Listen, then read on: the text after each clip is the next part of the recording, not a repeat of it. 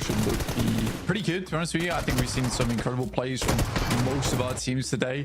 Here's a quick recap of what has occurred over the last 3 games. Obviously, there was some fantastic stuff, and I think Kara's the big storyline so far. An incredible comeback overall. OG making into multiple of the late game circles too, and then Thunder Talk suddenly deciding once they hit triple digits, they're going to go on the aggressive. Because that last game, they were just decided, you know what, we've had enough of being in dock. Let's just drive around like madmen. Yeah, why not? You know, give it a go. They've done everything else successfully. Why not try and break the mold a little bit, right? Make it a little bit more exciting for yourselves. Seems like they are on easy street at the moment, certainly if you look at their points tallies. And with that match, I mean, they basically locked themselves in, right, for the finals. There's pretty much no way that they don't go. There wasn't before. It's almost definite. It's definite now. I really don't see them. Yeah, I mean, they're not. Let's just put it that way. They're not dropping out from top 7. Thunder Talk have absolutely stamped their ticket. There's still some more work to be done for some of our other teams here before we can clearly say that they are making it in, just due to the way the points have been set up towards the top side of the lobby right now, with so many squads earning very similar point scoring so far, just because a lot of those points have been stolen at the top side. That nade was just wonderful, by the way. Very, very difficult to make happen a lot of times, but there you have it. GK doing their best there. That fight was intense between DRX, GK, as well as Kara when it came down to it. I think DRX made a pretty decent hold on the top side just as 2 players, but alas, it wasn't meant to be.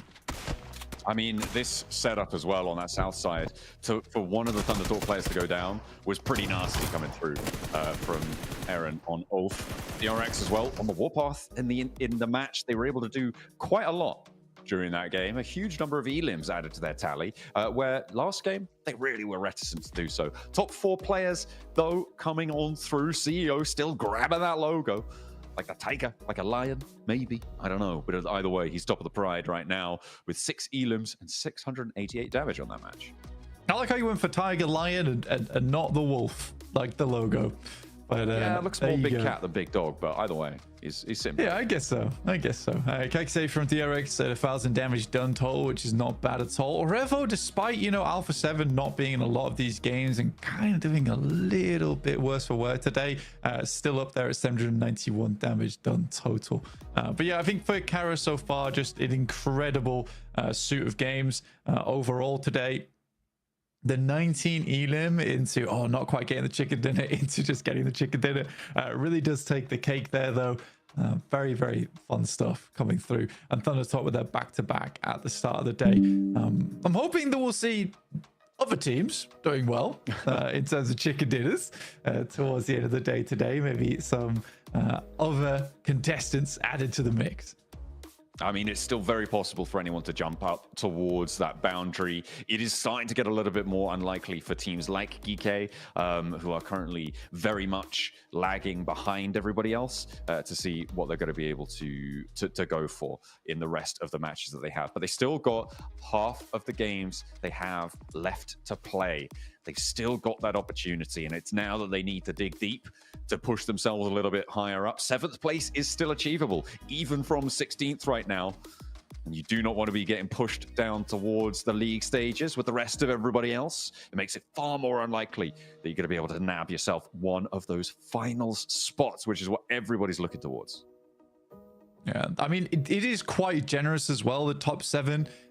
Even if you do just marginally better than some of our other teams towards the middle of the pack, you're likely to get in towards 7th place here. Obviously, you'd like to be a little bit higher than that to really secure that position. I think Virtus Pro, from yesterday, I said there was a bit of method to the madness for them, but today it feels a little bit more madness than anything. I mean, there has been some decent plays, and they're still making it towards the top side of those lobbies, but I think that, you know, that messy style isn't quite working out anymore, and I think that reliance on just gun skill, mechanical skill, doesn't quite work here in an international lobby. So I'd like to see a little bit more out of VP. And again, it's also understandable because you look at that team, and after they go down, they are very much upset about it. I think they understand more than anyone that they're not playing up to scratch.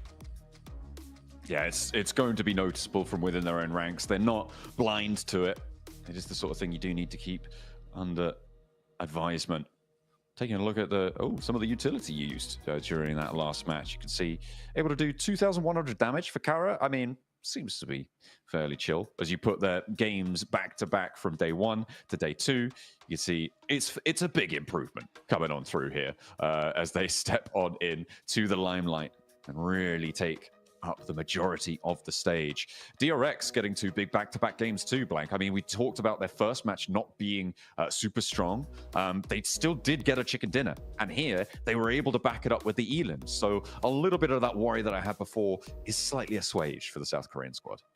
Yeah, again, I mean, I think for their second match of the day, you can't really fault it too much. Yes, it's not a gigantic game, but again, what can you do? You get that central position. I think you just have to hold on to it, and you don't want to flex out too much and allow teams to get in later on. So you just have to do your best to play that 4-man split, hold all corners, and make sure that you're the only team left inside of those buildings towards the end game. So yeah, it's not terrible from DRX at all, but yeah, they definitely were able to pick it up in that second game that we saw on Erangel, which felt a lot better.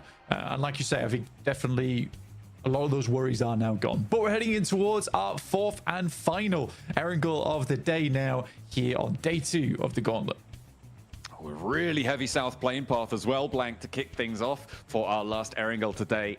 It is all the way down to the south side. Is this the time that we see the C block hot drop keep coming through? GS, are you going to go back down there, see what you've got in store? Alpha Gaming, very likely to be taking up residence in that C block.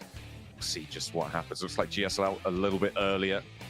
Not going to get super stuck in just yet. Maybe actually spreading out quite a way, grabbing those vehicles first.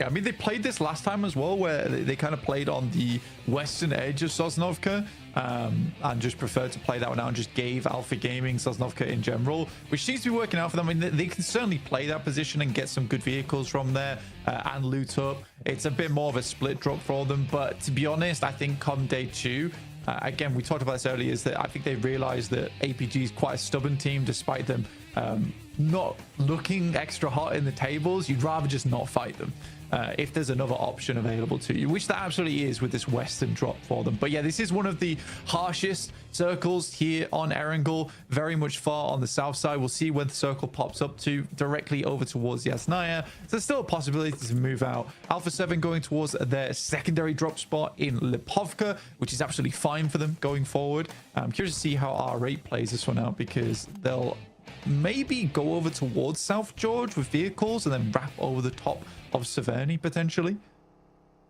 I think that would make sense, or maybe not all the way up to Severny, yeah, but towards the Stauber foothills, across that shooting range hill area. Definitely potential for them. There's King for Thunder Talk, getting on the road, dropping around Milter, surrounded by quite a few teams here, Blank, so it can be treacherous, but looks like they've given themselves a wide enough berth from the teams that surround them to be able to find those through roads. So take a look at our top 5 elims. This sighting sat at the top there. CEO very close behind. I mean, sighting has been a real big blessing for Thunder Talk. And I think that many times in the past for Chinese teams, it has been a case that, yes, they're all pretty damn good at the game and have some good coordination, but they really did lack that star player on side who's able to come out with those clutch plays. That hasn't been the case for quite some time now. I think way back when in the day, it used to be that they absolutely had that capability, but that was taken up by teams from South Korea, from Turkey, teams doing extremely well from those regions. But here, I'd say Sighting is just a really, really nice player to have on team, where he's just got these big clutch moments. They're able to get them out of these sticky situations they sometimes find themselves in. Thunder Talk, proud to have him representing them at the top of those tables as they sit atop the pack as well. 111, and this is what we were talking about in day 1, is that around 110 is where we're expecting the bubble for 7th place to be. And the fact that Thunder Talk have done it in half the time is insane. To be able to get that far that fast, it is pretty much unheard of, certainly not in a very, very long time, for a team to stretch out this far this early. So we are glad to be witness to it. Let's see who can keep up the pace as well, because we've got 3 teams now in that 70-point boundary, with Kara joining RA and Mad Bulls up in 76 points and actually vying for second place completely. Yeah, I mean, it's good stuff. I mean, Kara right now, the fact that they went from kind of being like towards the bottom of the pack to suddenly now challenging out R8 for second place is just nasty work from them over 2 games. And it just shows how quickly that these things can shift around if you just have some good games. OG currently topping the pack when it comes to the main peloton underneath here. 52 points chasing with Virtus Pro.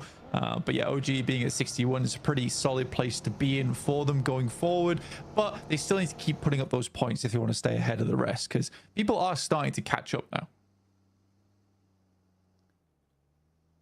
It is necessary to keep pace going.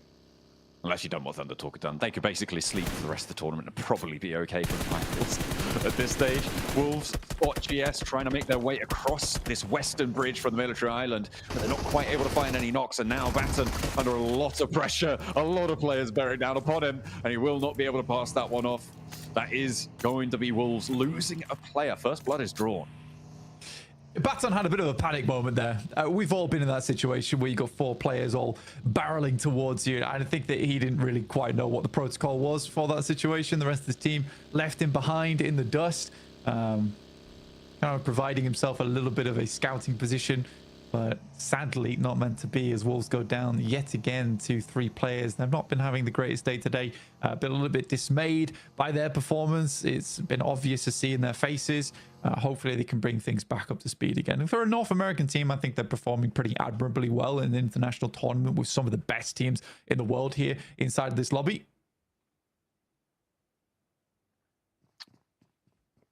It is a big set of representation to come up against in this lobby. You're right. It's literally the best in the world at what they do here for PUBG Mobile. These are the regional toppers, the teams that came out ahead of everybody else. Everyone here is a champion in their own right. But you have what it takes to be the champion of champions. That's what it's all about here, to get out of the gauntlet and into those finals. GK currently a resounding no for the time being. Yeah, GK currently 16th place right now. It's tough. It is tough. APG not quite living up to their own expectations, because they're in 15th and not 16th after all, with 30 points. Still pretty rough for them. I think for AP